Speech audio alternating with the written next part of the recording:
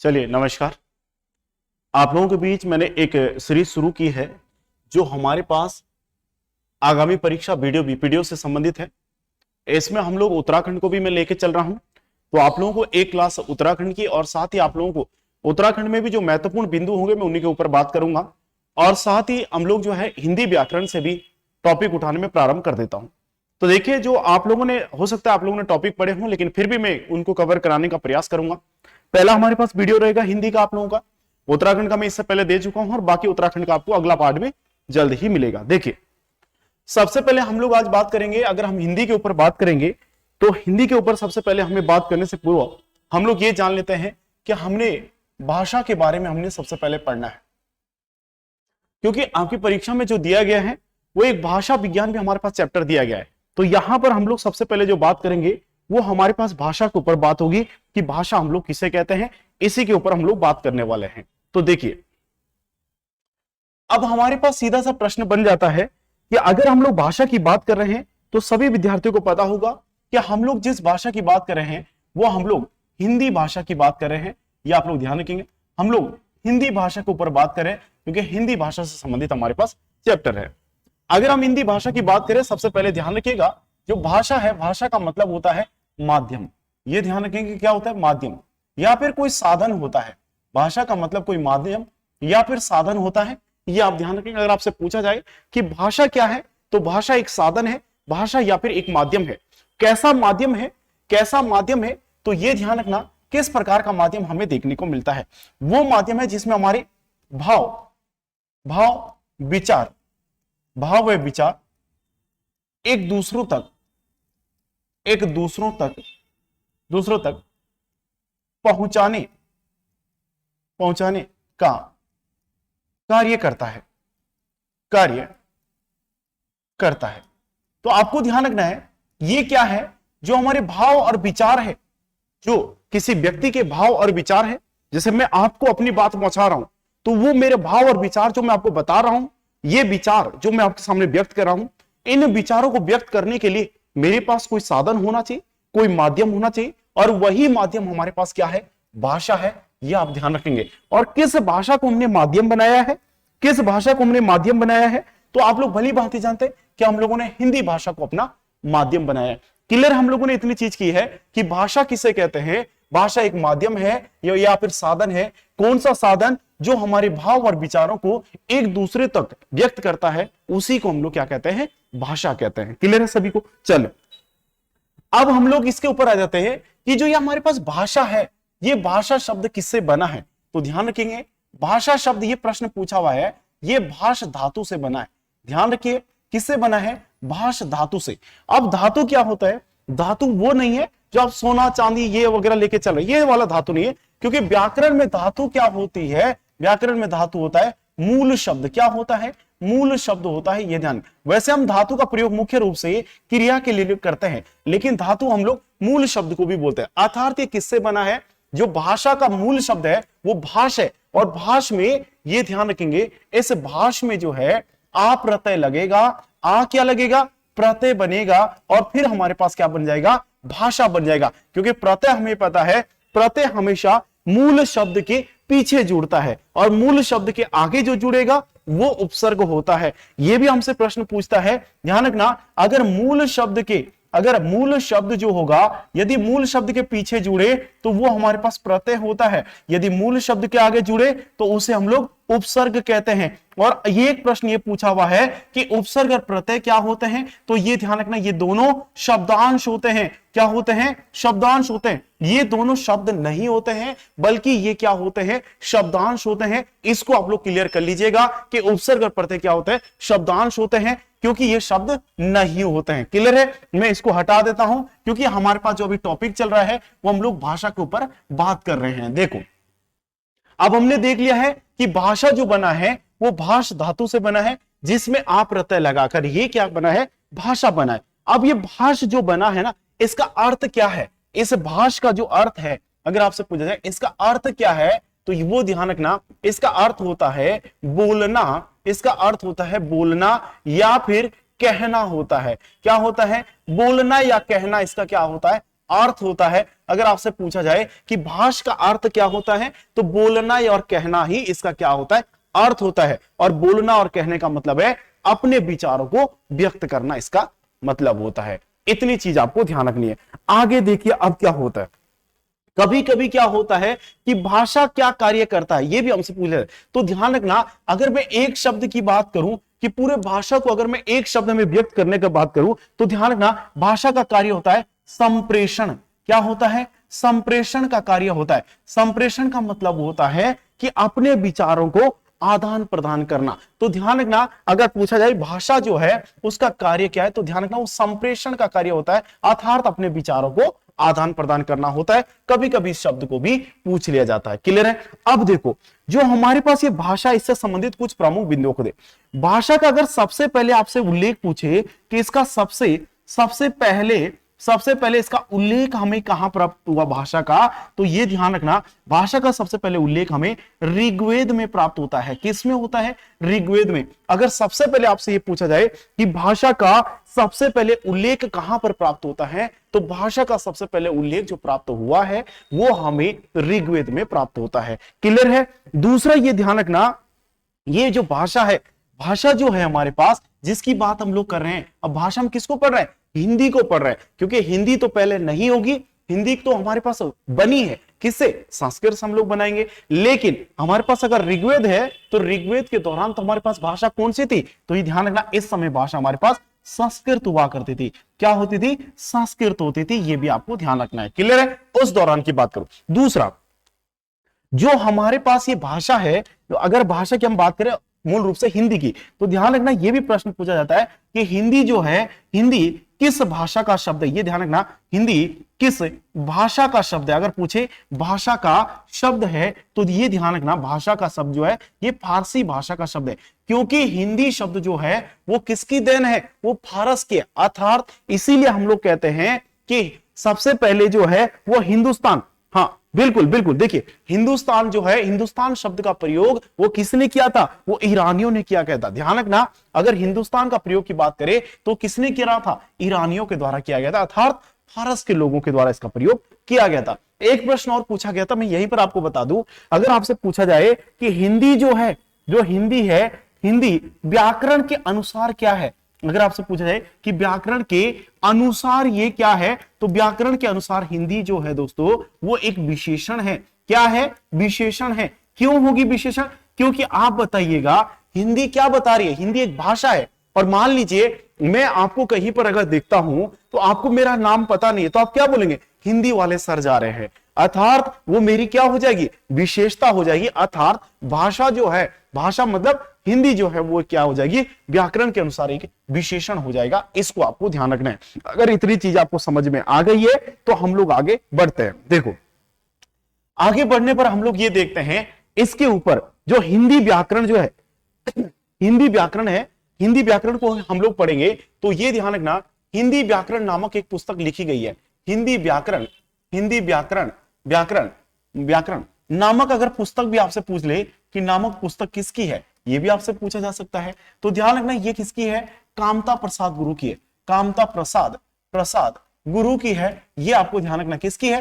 कामता प्रसाद गुरु की। ये क्या है? हमारे पास पुस्तक है, अगर हिंदी व्याकरण आपसे पुस्तक पूछ ली जाए। आगे अगर हम बढ़ते हैं तो हम लोग ये देख लेते हैं कि अब हम लोग जो भाषा को पढ़ने वाले हैं वो हम भाषा को ये देख लेते हैं कि भाषा के प्रकार आप लोगों ने पढ़े होंगे, लेकिन हम लोग ये जानेंगे कि जो भाषा है, भाषा के हम लोग तत्वों को देख लेते हैं। आप लोगों ने प्रकार पढ़े हैं, लेकिन पहले हम लोग इसके तत्व, जिसे हम लोग एलिमेंट्स हम लोग कहते हैं, वो भाषा के तत्व कौन कौन से होते हैं। देखो, यहां से प्रश्न बनते हैं, क्योंकि तत्वों से ही इसके प्रकार भी बने हैं। क्या बने हैं? इसके प्रकार भी बने हैं। तो उसको हम लोग कैसे पढ़ेंगे? तो देखिए, भाषा के तत्व। अब तत्वों में सबसे पहले हमारे पास एक आती है जिसे हम लोग बोलते हैं मुख्य भाषा। क्या आती है? मुख्य भाषा हम लोग उसे कहते हैं। क्या कहते हैं? मुख्य भाषा। और एक होती है अस्पष्ट भाषा। क्या होती है? अस्पष्ट भाषा हम लोग कहते हैं। और एक होती है हमारे पास स्पष्ट भाषा। क्या होती है? स्पष्ट भाषा हमारे पास होती है। अब ये इसके तत्व हैं, आपको ध्यान रखना है। अगर आपसे पूछा जाए कि एक हमारे पास क्या है? मुख्य भाषा है, एक हमारे पास क्या है? अस्पष्ट भाषा है, और एक हमारे पास क्या है? स्पष्ट भाषा है। ये तीन प्रकार के तत्व हमारे पास देखने को मिलते हैं। अब देखो, आपसे पूछा जाएगा कि मुख्य भाषा क्या होती है। अब आप ये मत सोचिए कि मुख्य भाषा वो होती है जो मुंह से बोली जाती है, बिल्कुल गलत है ये ना। मुख्य भाषा हम लोग बोलते हैं ना कि मुंह के अंदर ही बोलते हैं, अर्थात भाषा का ऐसा माध्यम जिसमें जिसमें ध्वनि नहीं होती है। आप लोग देखे होंगे ना कई दफा बोलते हैं कि यार तो मुंह के अंदर क्या बोल रहा है ना, जोर से बोल। तो हम लोग क्या बोलते हैं, मुख्य भाषा बोलते हैं, जो मुंह के अंदर ही बोलता है उसे क्या कहते हैं, मुख्य भाषा। अर्थात ऐसी भाषा, ऐसी भाषा, या फिर इसको ऐसे लिख लीजिए, भाषा का ऐसा माध्यम, ऐसा माध्यम जिसमें ध्वनि नहीं होती है, जिसमें ध्वनि नहीं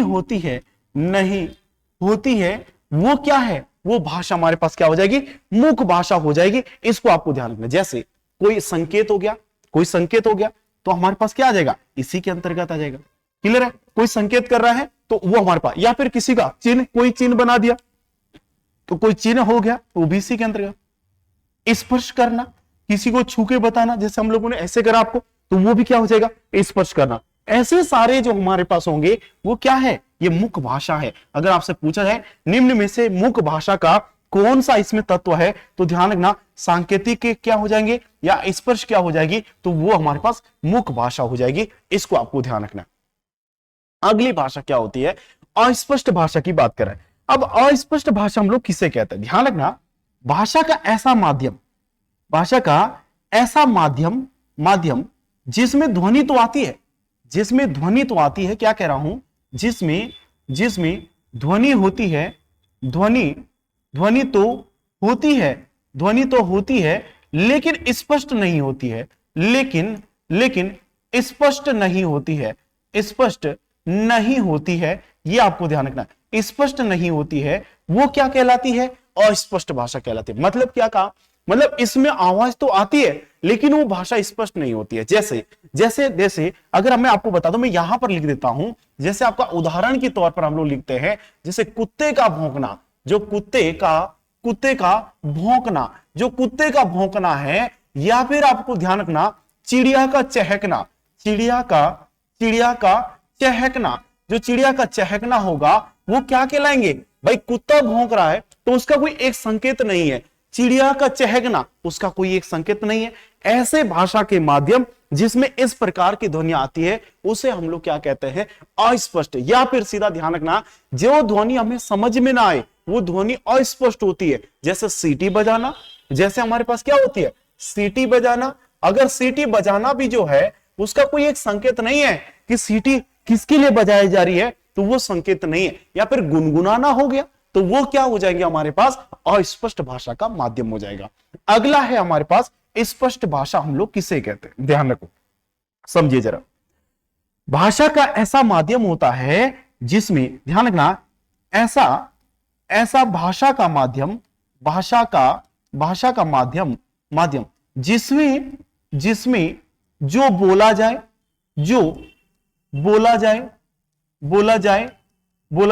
वही समझा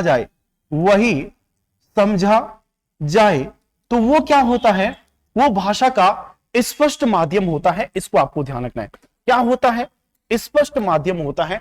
इसको आपको ध्यान रखना है, मतलब जो हमने बोला वही समझा, वो भाषा का स्पष्ट माध्यम होता है। अर्थात जैसे मैं आपको जो अभी बोल रहा हूं, वो क्या हो जाएगा, स्पष्ट माध्यम हो जाएगा। जो मैं इस समय आपसे बात कर रहा हूं, क्योंकि मैं जो बोल रहा हूं वही आप समझ रहे हैं, तो वो भाषा का क्या होता है, स्पष्ट माध्यम होता है। इसे आपको ध्यान रखना है। अर्थात ये भाषा के हमारे पास तत्व हो जाते हैं। अगर आपको समझ में आ गया है तो हम लोग इसमें आगे बढ़ जाते हैं। देखो अगला हमारे पास क्या होता है, आपसे पूछा जाता है भाषा के प्रकार। अब क्या है, हमने अभी तत्व जाने, अब है भाषा के प्रकार।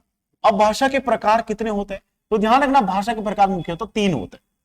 कितने होते हैं, 3 होते हैं।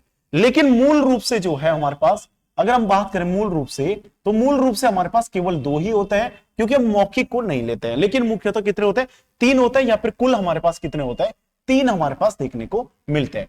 अब 3 कौन कौन से होते हैं, तो इसको भी आप लोग समझ लीजिएगा। देखो पहला जो होता है उसे कहते हैं हम लोग सांकेतिक भाषा। क्या कहते हैं, सांकेतिक, हम लोग क्या कहते हैं, सांकेतिक भाषा हम लोग कहते हैं। ठीक है जी।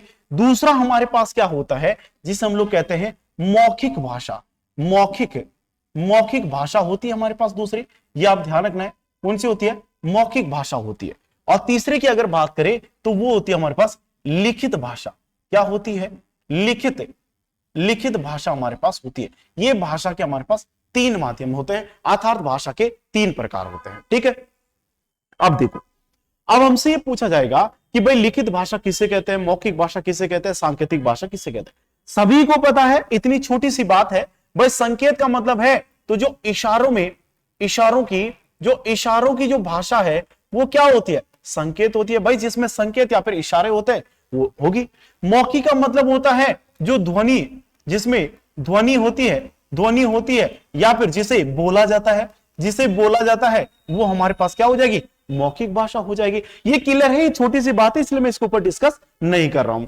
अगर हम लिखित की बात करें तो देखो, जो लिखकर प्रयोग होगी, जो लिखकर प्रयुक्त होती है तो वो क्या हो जाएगी, वो लिखित भाषा हो जाएगी। अर्थात इसके ऊपर पहले वाला जो हमारे पास पॉइंट है इसके ऊपर ज्यादा डिस्कस करने की आवश्यकता नहीं है, क्योंकि ये ऐसा है जो सभी को सामान्यतः पता है कि हम लोग इसे क्या कहते हैं। यहां से प्रश्न क्या बनते हैं उसको हमें देखना है। देखो, आपसे पूछा जाएगा, इनके उदाहरण परीक्षा में पूछे जाते हैं। अब जो उदाहरण है वो किस प्रकार से हमारे पास आते हैं तो उसको समझो जा। जिससे आपसे पूछ लिया जाएगा कि हमारे पास जो सांकेतिक भाषा है, अगर हमसे पूछे कि चौराहे पर खड़ा सिपाही, ये यूपीएसआई के अंतर्गत प्रश्न आया था कि चौराहे पर खड़ा सिपाही, जो खड़ा सिपाही जो है,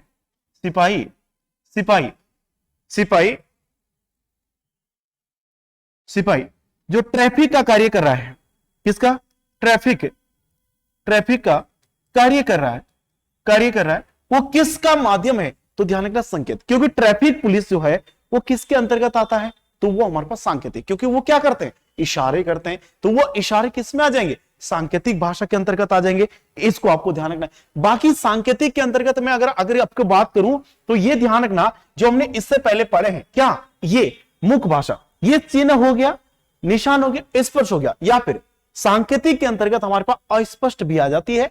जैसे हमारे पास ये हो गया क्या, सीटी बजाना, या फिर कुत्ते का भौंकना, चिड़िया का चहकना। क्योंकि ये भाषाएं स्पष्ट नहीं है तो हम इसको एक यहां पर संकेत के रूप में ले लेते हैं। किसके रूप में ले लेते हैं, संकेत के रूप में हम लोग इसको यहां पर ले लेते हैं। तो आप देखिएगा कि हमारे पास ये भी संकेत होता है, जैसे सीटी बजाना, ध्यान रखना, सीटी बजाना, या फिर कुत्ते का भौंकना, कुत्ते का भौंकना, ये सारा हमारे पास इसी के अंतर्गत आ जाएगा। तो ये भी आपको ध्यान रखना है, अगर आपसे पूछा जाए तो इस प्रकार से ये चीजें हमारे पास किसके अंतर्गत आ जाएगी, सांकेतिक के अंतर्गत हमारे पास देखने को मिलेगी।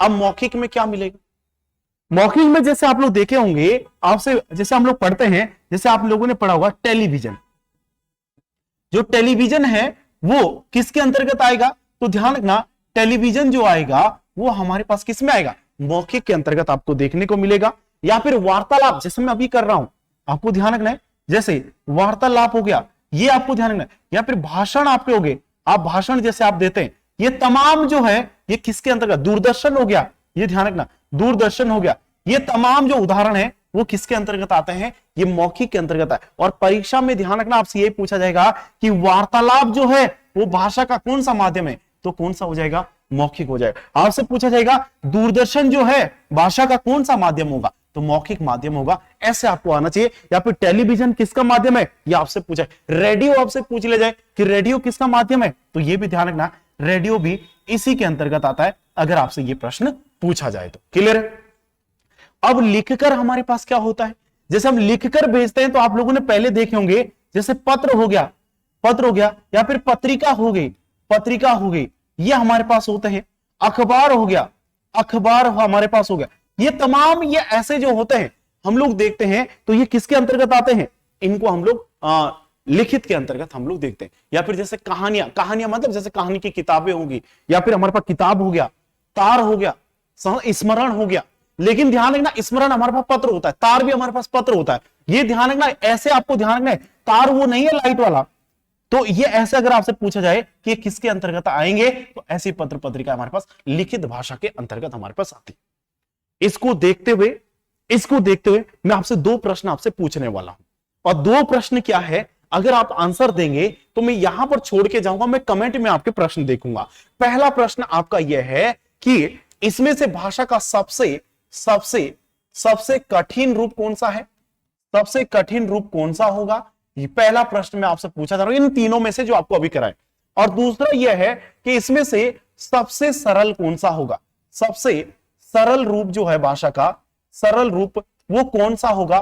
दोनों प्रश्न के आंसर मुझे करेंगे कि आप सरल रूप भी मुझे बताएंगे और कठिन भी मुझे बताएंगे, और दो आंसर मैं आपको दे देता हूं कि जो यहां पर मैं आपको बताऊं। तो ये ध्यान रखना, अगर इसमें पूछे कि भाषा का विस्तृत रूप कौन सा है, भाषा का अगर विस्तृत रूप आपसे पूछे कि इनमें से कौन सा है, तो ध्यान रखना वो मौखिक होगा। क्यों होगा, क्योंकि जितना मैं बोलूंगा उतना मैं लिखूंगा नहीं। तो भाषा का विस्तृत रूप कौन सा होता है, मौखिक भाषा होता है, ये ध्यान रखना। और जबकि भाषा का छोटा रूप या फिर भाषा का सीमित रूप अगर आपसे पूछे कि भाषा का, अगर आपसे पूछे भाषा का सीमित रूप, अगर आपसे पूछे कि भाषा का सीमित रूप कौन सा है, सीमित रूप कौन सा है, तो वो ध्यान रखना वो लिखित होता है, क्योंकि हम लिखते कम है, हम वही चीजें लिखते हैं, लिखित भाषा होती है, क्योंकि लिखते हम वही है जो ज्यादा महत्वपूर्ण होता है। तो ध्यान रखना, भाषा का विस्तृत रूप मौखिक होता है और जबकि सीमित रूप हमारे पास लिखित होता है। और आपको मुझे यह बताना है कि भाषा का कठिन रूप कौन सा होता है और भाषा का सरल रूप कौन सा होता है। इन तीनों में से मुझे आप बताएंगे, ताकि आप लोग जो है इसको प्रश्न को आप लोग अच्छे से समझ सकेंगे। बात आई समझ में? अगर इतनी चीजें आपको समझ में आ गई है तो मैं आगे एक बार बढ़ जाता हूं और थोड़ा सा आगे में हम लोग इस पे डिस्कस कर लेते हैं। देखो,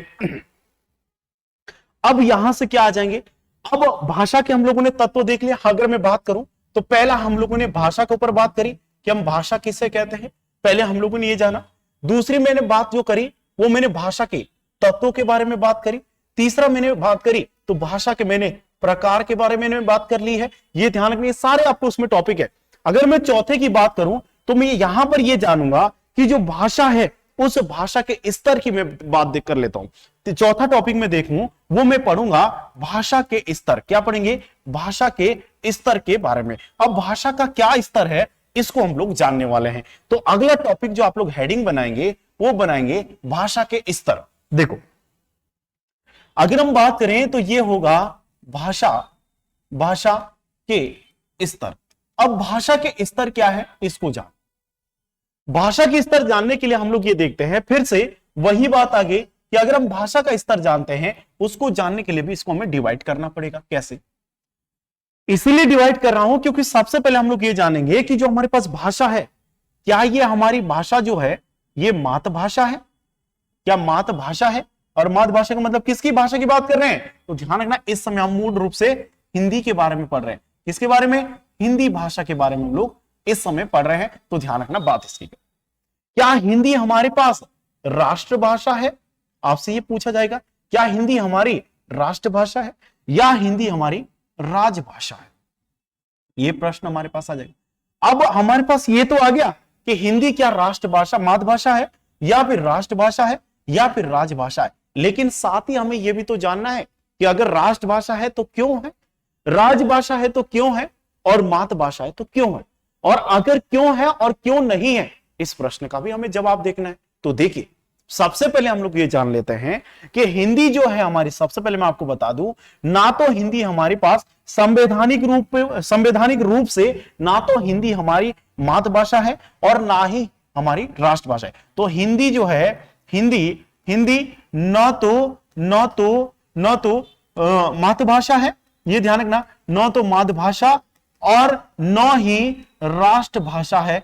ये एक लाइन आप लोग जो है गांठ बांध लीजिए कि हिंदी ना हमारी राष्ट्रभाषा है और ना ही हिंदी हमारी मातृभाषा है। इसको आप लोग गांठ बांध दीजिए, ये संवैधानिक रूप से हमारी नहीं है। अब क्यों नहीं है तो समझो।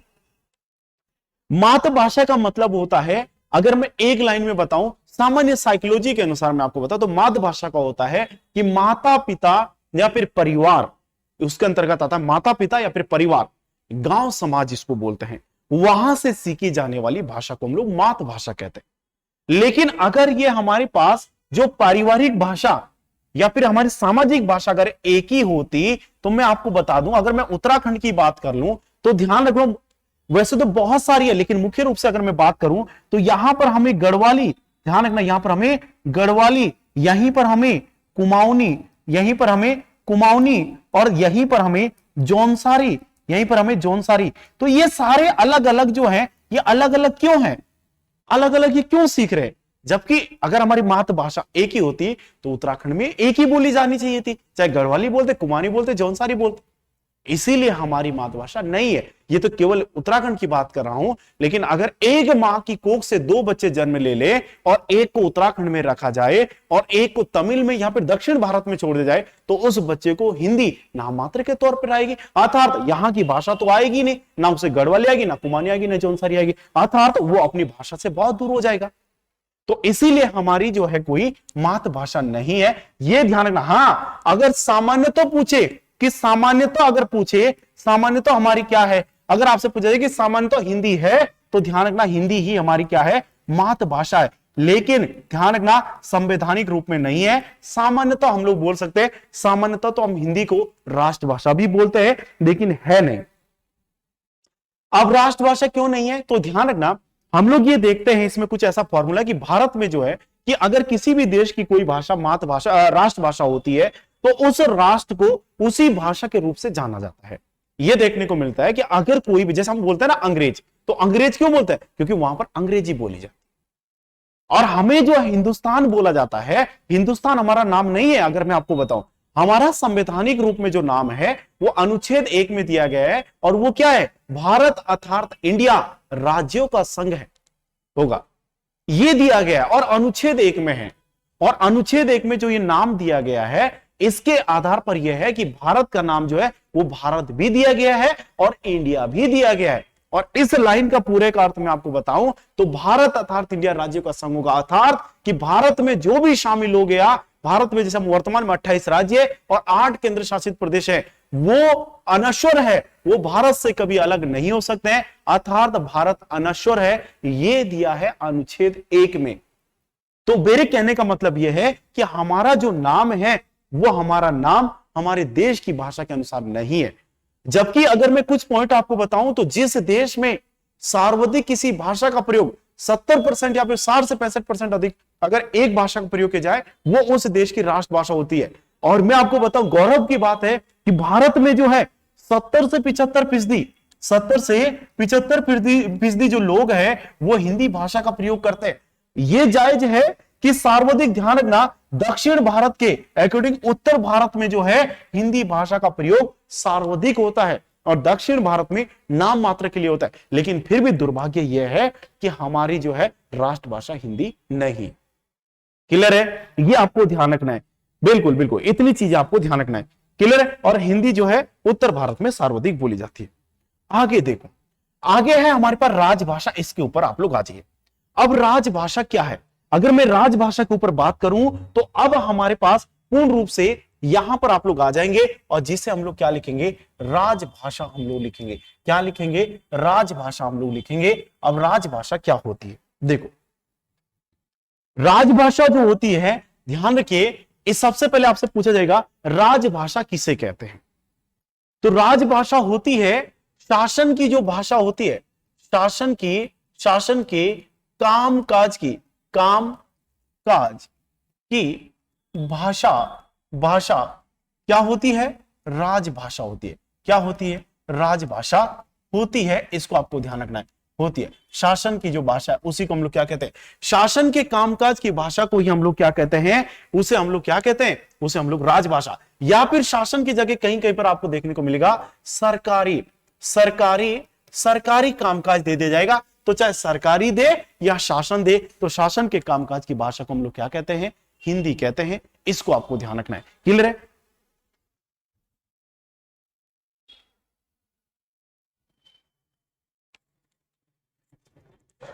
चलो आगे देखिए। अब इसमें आगे अब हमारे पास ये देखने को मिलता है कि ठीक है भाई, हिंदी हमारे पास राजभाषा है। अब राजभाषा जो है, इस राजभाषा को, हिंदी को राजभाषा बनाया गया, ये भी ध्यान रखना।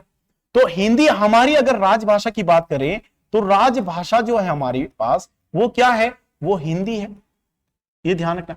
और हिंदी को राजभाषा का दर्जा कब दिया गया, तो ध्यान रखना 14 सितंबर 1949 को इसे राजभाषा का दर्जा दिया।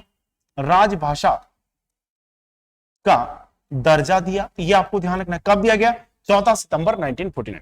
और आपको पता होना चाहिए तभी से हम लोग 14 सितंबर को, ध्यान रखना, तभी से हम लोग 14 सितंबर को राष्ट्रीय हिंदी दिवस, आपसे अगर हिंदी दिवस पूछे या फिर सीधा दे दे कि हिंदी दिवस, अगर केवल हिंदी दिवस दे, केवल हिंदी दिवस दे या राष्ट्रीय हिंदी दिवस बोले तो ध्यान रखना, राष्ट्रीय हिंदी दिवस या हिंदी दिवस अगर आपसे पूछा जाए कब मनाते हैं तो 14 सितंबर को। कब मनाते हैं? 14 सितंबर को हम लोग मनाते हैं। यह आपको ध्यान रखना। कब मनाया जाता है? 14 सितंबर। पहली बार कब मनाया गया यह ध्यान रखना, तो ध्यान रखना 14 सितंबर 1953 को, 1953 को पहली बार मनाया गया। राजभाषा का दर्जा 1949 को दिया गया, लेकिन पहली बार जो मनाया गया 14 सितंबर 1953 को। यह आपको ध्यान रखना है। कब दिया गया? 14 सितंबर 1953 को। आपको बता दूं, क्योंकि यहां से प्रश्न गलत मत करना कि अगर आप लोग लगा दो कि पहली बार 14 सितंबर 1949 को नहीं मनाया गया, 1953 को मनाया गया, इसको आपको ध्यान। और दूसरा ध्यान रखना, चाहे हिंदी दिवस है या राष्ट्रीय हिंदी दिवस। और दूसरा आपको बता दूं, अगर आपसे पूछा जाए कि विश्व हिंदी दिवस, यह भी बता दूं, विश्व हिंदी दिवस जो है, विश्व हिंदी दिवस कब मनाते हैं? वो 10 जनवरी को मनाते हैं। कब मनाते हैं हम लोग? 10 जनवरी को। और 10 जनवरी 1975 से हम लोग ये मानते हैं 1975 हम लोग, क्योंकि 10 से 14 जनवरी हमारे पास हिंदी का पहला सम्मेलन, पहला विश्व हिंदी सम्मेलन हुआ था। इस कारण मनाते क्यों? क्योंकि पहला विश्व हिंदी सम्मेलन हुआ था। क्या होता? विश्व हिंदी सम्मेलन हुआ था। कहां पर सम्मेलन हुआ था? कहां पर? नागपुर में। कहां पर हुआ था? नागपुर के अंदर पहला हिंदी विश्व सम्मेलन हुआ था 10 से 14 जनवरी 1975 को। इसलिए हम लोग क्या मनाते हैं? विश्व हिंदी दिवस। और यह भी ध्यान रखना, पहली बार विश्व हिंदी दिवस कब मनाया गया? पहली बार कब मनाया गया? तो ध्यान रखना 10 जनवरी 2006 को पहली बार मनाया गया।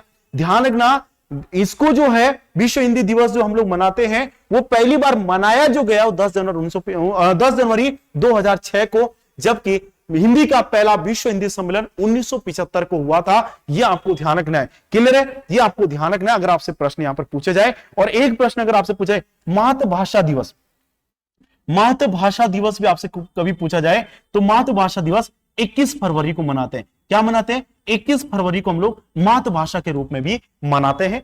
इसको आपको ध्यान रखना है। अब आ जाओ वापसी टॉपिक के ऊपर। देखो, अगर मैं राजभाषा की बात करूं, अब मैं यहां पर आ जाता हूं। राजभाषा हमें पता है हिंदी हमारे पास है, जिसको कब दिया गया? 14 सितंबर, इतना मुझे पता चल चुका है। 1949 को इसे राजभाषा का दर्जा इसको दे दिया गया है। अब देखो, अगर हम इसके बारे में उल्लेख देखें तो ध्यान रखना, संविधान में अगर देखें, अगर आपसे पूछा जाए कि संविधान में इसके बारे में कहां पर है, तो ध्यान रखना संविधान में कहां पर है, तो ये भाग संविधान में 17 में किसके बारे में दिया गया है? राजभाषा के बारे में दिया गया। राजभाषा के बारे में दिया भाग 17 के अंतर्गत। और अगर अनुच्छेद की बात करें तो अनुच्छेद 343 से लेकर 343 से और 351 तक जो है इसके बारे में दिया गया है। अगला ध्यान रखना, अगर अनुसूची आपके पास आ जाए तो अनुसूची कहां पर दिया गया है? अनुसूची अगर आपसे पूछा जाए किस अनुसूची में दिया गया है, तो ध्यान रखना 8वीं अनुसूची में। 8वीं अनुसूची में जो है, अनुसूची में क्या दिया गया है? राजभाषा के, मतलब भाषा के बारे में दिया गया। अगर आपसे पूछा जाए कि कौन से अनुसूची में दिया गया, 8वीं अनुसूची में इसके बारे में। अगर देखो संविधान में कहां पर उल्लेख है, संविधान में उल्लेख है भाग 17 अनुच्छेद पूछे 343 से 351 और अनुसूची 8 में राजभाषा के बारे में दिया गया है। इसको आपको ध्यान रखना है। और यह भी ध्यान रखना कि संविधान में इससे संबंधित कितने अनुच्छेद है। अगर कुल अनुच्छेद आपसे पूछ लिया जाए कि कुल अनुच्छेद कितना है, तो यह ध्यान रखना 343 से 351 9 आर्टिकल आ जाते हैं। तो 9 अनुच्छेद हमारे पास ये है। और यहां से, क्योंकि ये प्रश्न पूछा हुआ है, मैं इसलिए आपको कह रहा हूं, अगर ये आपसे पूछा जाए तो 120 और 210 एक आर्टिकल और है, 120 और प्लस 210 ये 2 आर्टिकल, और मैं इनके बारे में आगे चलकर बात करूंगा। तो ध्यान रखना टोटल अनुच्छेद अगर पूछे तो संविधान में 11 अनुच्छेद जो है भाषा से संबंधित है। अगर आपसे पूछा जाए कि भाषा से संबंधित कितने अनुच्छेद है, तो टोटल 11 है। 9 अनुच्छेद 343 से 51 है और 120 और 210 हमारे पास दिया है। टोटल कितने हैं? 11 है। ये आपको ध्यान रखना है। अब हम लोग इसके ऊपर जो बात करेंगे वो अनुच्छेद 343 से 351 और साथ ही 120 से 210 के ऊपर हम लोग बात करेंगे। लेकिन इसके बारे में हम लोग बात करेंगे अगले वीडियो में। आप सभी विद्यार्थी अपनी प्रतिक्रियाएं जरूर दें। कैसा लगा आपको सेशन? अगर आप लोगों की प्रतिक्रिया हमारे लिए बहुत ही अच्छी रहती है दोस्तों, बहुत ही अच्छा, हमें भी अच्छा लगता है कि अगर आप लोग अपनी प्रतिक्रियाएं देते हैं तो जरूर आप लोग दें। बाकी आप लोग अपनी तैयारी को करते रहें। बहुत बहुत धन्यवाद। Thank you. जय हिंद, जय भारत।